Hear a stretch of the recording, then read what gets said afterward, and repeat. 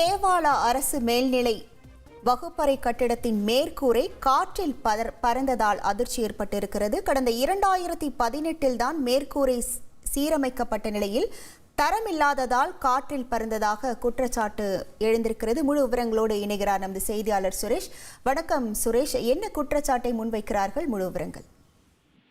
வணக்கம். நீலகிரி மாவட்டம் கூடலூர் இடத்துல பந்தலூர் சுற்றுவட்டார பகுதியில் நேற்று இரவு முதல் பலத்த காற்றுடன் கனமழை பெய்தது. அதில் தேவாலா அரசு மேல்நிலை பள்ளி வகுப்பறை கட்டிடத்தின் மேல்கூரை காற்றில் பறந்தது.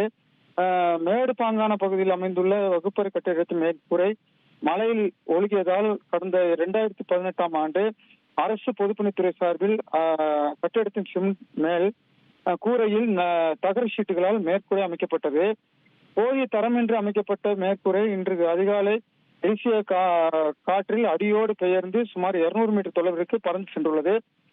அதில் அருகில் இருந்து வசிக்கின்ற ஜெமிலாத்தின் என்பவர் வீட்டின் கூரை மீது விழுந்ததில் கூரை பாதிக்கப்பட்டது.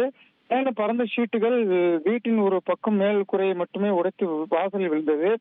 இதனால் வீட்டில் உறங்கிக் கொண்டவர்கள் அதிர்ஷ்டவசமாக உயிர் தப்பினர். பகல் நேரத்தில் இந்த சம்பவம் நடந்திருந்தால் பெரிய அளவிலான பாதிப்புகள் ஏற்படும். குறிப்பாக இன்று அந்த பள்ளி விடுமுறை என்பதால் மாணவர்கள் வராத சூழ்நிலையில் அந்த பெரிய பாதிப்புகள் தவிர்க்கப்பட்டது.